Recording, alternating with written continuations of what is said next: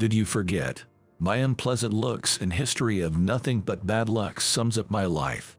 I was set up by a colleague and got demoted, and my newlywed wife ran away from me too. The one laughing at my situation is my attractive boss at this new demoted post. Frozen like a deer in headlights, she whispered to me. It was my first time. Confused by her unexpected words, I was. My name is Timothy Sullivan. I'm 28 years old. I work at an event planning company. I just got married actually, and I am no longer a single man. With that new resolve, I thought I had my act together. But then, an unbelievable incident occurred. Who ordered the champagne for tomorrow's event? We don't have enough. Aren't you misspelling the digit? My boss's roaring voice echoes across the floor. Speaking of tomorrow's event, it's one I'm in charge of. It's an event to enjoy champagne and wine at a park in the city. I was the sub-leader for that event. Let me check the order form. As I rushed towards my boss, he frowned at me. He has a hard time dealing with me. It's often said that appearance matters for 80% of first impressions. Unfortunately, I was born with a rather menacing look. Apparently, people always seem to think I look angry. To add to that, I grew taller than one would prefer. My boss finds me intimidating due to my imposing presence. And now, I was approaching to him with a desperate form. For a moment, my boss seemed ready to bolt. There was my signature on the order form. But I didn't check this document before. Initially, I was removed from ordering the champagne. I was at a loss for words. One of my seniors on the team, smirking, called out to me, "You messed up big time, didn't you? What are you going to do?" Despite the critical situation, he was grinning from ear to ear. That's when it hit me. I remembered that the person in charge of ordering was my senior. My senior and boss began to whisper amongst themselves. This was not a good sign. My senior is likable and had good standing with our boss. My boss sees me differently than others as he dislikes me. I checked with Robert. "Timothy, it's your mistake after all." My boss, face red with anger, grabbed my collar. It was to be expected. This was the biggest event of the season. It's not me. I was removed from the wine team. No one cared to listen to my words. Robert kept smirking, looking at me. If he has time to laugh, he should do something. The event is tomorrow, so I decided to start calling all the wholesale liquor companies. No matter how much I say it's not my fault, everything will be blamed on me. I almost let out a sigh, but there was no time for that. I had to do as much as I could in the limited time. By the early morning of the event, all the champagne had arrived. I truly believe it was a miracle. A manufacturer I had a good relationship with had inquired to liquor companies outside the town for me. People who understand, understand. This phrase, which I have been repeating since my college days, I murmured like a mantra in my mind. Exhausted and dozing off at my desk, I could sense my colleagues coming in one after another. Everyone was amazed to see the delivered champagne. In my drowsy state, I heard Robert's voice. "If I handle it, it's as easy as this. I can fix the stupid mistakes of my juniors overnight." He must not have noticed me, dozing off, face down. He talked proudly, as if he had solved everything by himself. My colleagues also expressed their admiration, as expected. With his charming looks, eloquent speech, and pleasant demeanor, I thought again that Robert was indeed successful in life. Are you sleeping while Robert is working hard? Suddenly, I was pulled by the back of my neck and jolted awake. My boss was holding my collar, his face distorted with anger. I was immediately taken to the director's office. Apparently, I was going to be held accountable for this oversight. I felt thoroughly annoyed looking at the smug face of Robert in the corner of my eye. Demotion. What was communicated to me in the director's office was a transfer to a rural branch. In other words, a demotion. But I just got married. This is troublesome. My voice came out involuntarily. I've only been married for 6 months, and my wife is working too. She would also be troubled by a sudden transfer. Do I look like I care about your personal problems? Reflect on the harm you were about to cause the company at your new location. Fix that attitude too. My boss was now calling the new location my demotion openly. A transfer order was thrown at me. The destination was a small branch in a seaside town. I've been demoted from my subleader position as well. My salary will likely decrease accordingly. After leaving the director's office, I immediately sent a message to my wife. I didn't have the courage to tell her directly. However, she didn't reply immediately. A week after that incident, I found myself in the town of my demotion. It was near the sea, with the scent of the tide in the air. In the end, my wife left me. Just 6 months into our marriage, she made it clear to me when I got demoted. She couldn't quit her job, and she married me because I was earning well. It seems I'm no longer needed, as I've lost that value. I heard later that she had been involved with someone else before our marriage. My demotion was a convenient excuse for her to leave. You never know what life will throw at you. And now, at this new workplace, I have to start from scratch. The first time I showed up at work, everyone looked at me as if they were terrified. A towering man of 6'7" with a harsh gaze just sluggishly appeared. I knew their reaction was justified, but it still hurt. I may look intimidating, but I'm not one for fights. I can't boast about my strength, and I hate conflicts. Apparently, I seem cold to others, and they tend to keep their distance from me. This has been the case since my student days, and it hasn't changed since I started working. Those who get to know me well trust me, but few people make it that far. The new office clerk is a young girl, and she seems to be constantly scared of me. My other colleagues also treat me like I'm a delicate, touchy subject. There was only one person who treated me without any discrimination. That was the branch manager, Miss Lisa Richardson. She was an astonishingly beautiful woman. I was so stunned at first that I just stared at her. She always has her long hair loosely tied up and wore heels. Her lipstick was always red. She looked both pure and strong. 2 beauty spots lined up under her left eye, and when she smiled, her eyes narrowed in a way that was really charming. On top of that, she was a perfect beauty who was great at her job. She was particularly kind to me. I'm not being conceited. She really was especially kind to me. If I was eating alone, she would always invite me into the lunch group. If I was quiet, she would bring up various topics, trying to bridge the gap between me and the other colleagues. With her help, I quickly adapted to the workplace. It became more comfortable for me than the main office. People are not as they appear, she would tell our coworkers and people in the community while introducing me. In this rural setting, it's essential to build relationships with the local residents. From small to large events, our company seemed to handle almost all of them. And the office clerk told me that every group we worked with became a regular customer. Recently, I've even received fish from a local lady or dishes for dinner. In return, I get asked to do various things, like cleaning high places or changing light bulbs.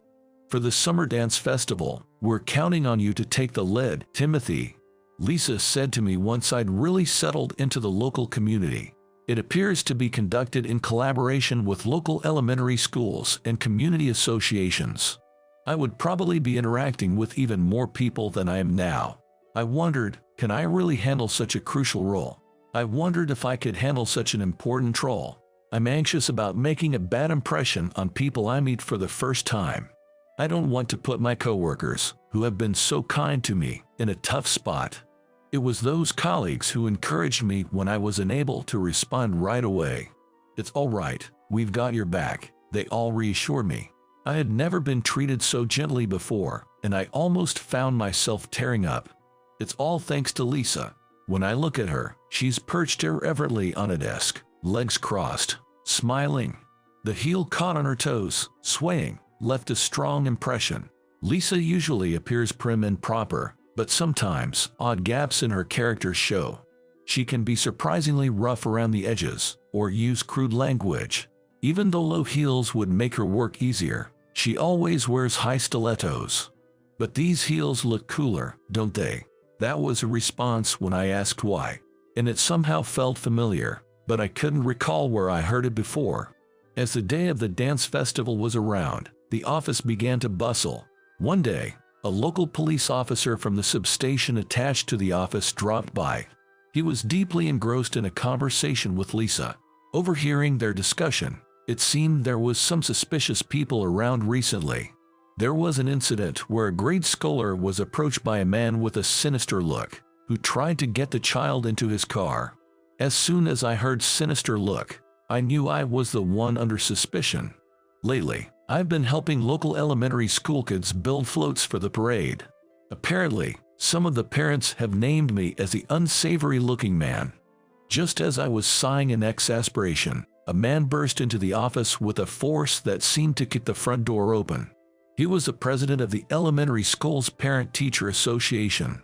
As soon as he spotted me, he approached. You're preying on the children under the pretense of preparing for the dance festival. You're the worst person. He yelled at me and grabbed my collar. It seems his daughter got hurt. She had a scraped knee yesterday. He was treating me like a complete pervert. He continued to berate me for being ill-natured, unfriendly, and unmarried. I had nothing to say to him. Arguing back in situations like this is futile. I decided to stay silent. Officer, if you're here, arrest this man immediately. The president twisted my arm and tried to thrust me at the officer in the back. With such a strong force twisting my arm, I couldn't help but let out a cry of, "Ouch!" In an instant, the president's hand was knocked away with a great force. The one who knocked it away was Lisa. While glaring at the president, she tried to hide me behind her back. There was a height difference between us, so I was not hidden at all. "What do you think you're doing to my subordinate? Stop making unfounded accusations without any evidence." The firmness and conviction in Lisa's words seemed to overwhelm the president. At the time his daughter was supposedly harmed, I was at the float-making site, surrounded by a bunch of kids.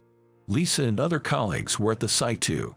Even so, this man with his criminal-looking appearance. The president kept ranting despite the odds turning against him, making Lisa lose his cool. I believe judging people by their looks is questionable. Just then, from the entrance of the municipal office, we could hear the children's voices saying, "That's right. It's not right." It seemed they were worried about me not showing up for the float-making time and came to the office to fetch me. The children explained my innocence to the president in earnest and started crying, asking him not to bully me. At this, even the president seemed utterly perplexed and scratched his head. "I'm sorry, I lost my cool." He immediately bowed his head and apologized to me. The children looked up at me. I gave them a reassuring smile and said, "It's okay." They seemed relieved, stopped crying, and started to smile. We made up. They seemed happy. That evening, the real culprit was quickly arrested. The culprit was a young man from the next town over who bore a striking resemblance to me. "Why did you stand up for me? I could have been the criminal, you know." When we were left alone due to overtime work, I asked Lisa. I appreciated that she believed in me, but there was a feeling that she understood everything about me that was deeply intriguing. What did she know about me? I wondered. Maybe she was a bit inclined to pick a fight. Suddenly being faced with my baseless accusation, Lisa stared at me, dumbfounded. Then, she broke into a gentle smile. With her heels clicking, she made her way over and stood next to my desk. "Did you really forget about me?" She leaned in and whispered, causing my heart to race. Lisa reached out and propped up my chin. She looked straight into my eyes. "It was my first time. Will you remember if I do this?" Slowly, her hands reached out towards my petrified face. Instinctively, I squeezed my eyes shut. The next moment, my cheeks were being pulled with an unbelievable force. What are you doing?" My words were distorted as my cheeks were being pulled from both sides. Lisa chuckled. "Come on, remember it." As she said this, she extended her hand in front of me. A large silver ring was on a finger that was usually bare. The moment I saw it, my memory center kicked into high gear. "This ring." "What, this ring? It's the one I gave you, right?" Lisa watched me, grinning at my surprise. "This ring was my first gift for a girl.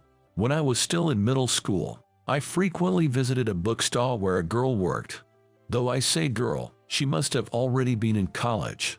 The first time I saw her in the bookstore, I was surprised by how beautiful she was. While I was frequenting the bookstore just to see her, I noticed she was being avoided by the other employees. Perhaps I noticed it because I was facing similar isolation at school. When I listened to the conversations between the employees, it seemed the reason was simply because she was beautiful. Just petty jealousy among women. Short black hair and multiple piercings. Her nails were always painted black. Apparently, they didn't like her style. I thought about how tough it all must be for her. One day, right before closing, I really wanted to read a book, so I dashed into the bookstore. In the corner of the nearly closed shop, she was crouched down looking for something. Are you looking for something? I mustered up my courage and spoke to her, which seemed to surprise her as she stood up. Her eyes, filled with tears as she looked at me, are an image I still remember. It made my heart pound. I lost my ring. Indeed, the silver ring she usually wore was missing from her finger. She told me it was a gift from her brother. There was no one else in the store. Silently, I crouched down on the floor and started to help her look for it. In the end, we didn't find the ring. She bowed her head to me and thanked me. I was frustrated that we couldn't find it, but I was happy to have shared that time with her. The next day, when I went to the bookstore, she was not there, and the usual group that spoke ill of her was. I was speechless at what the leader of the group was loudly boasting about. She was proudly talking about how she had thrown the girl's silver ring into the river. Apparently, the leader's boyfriend fell for the girl and that was the cause. Talk about spiteful. Feeling sorry for her after she searched so hard, I spent all my savings and bought a ring for the first time in my life. Later, when she was at the cash register, I slipped the ring onto her finger in the midst of the chaos.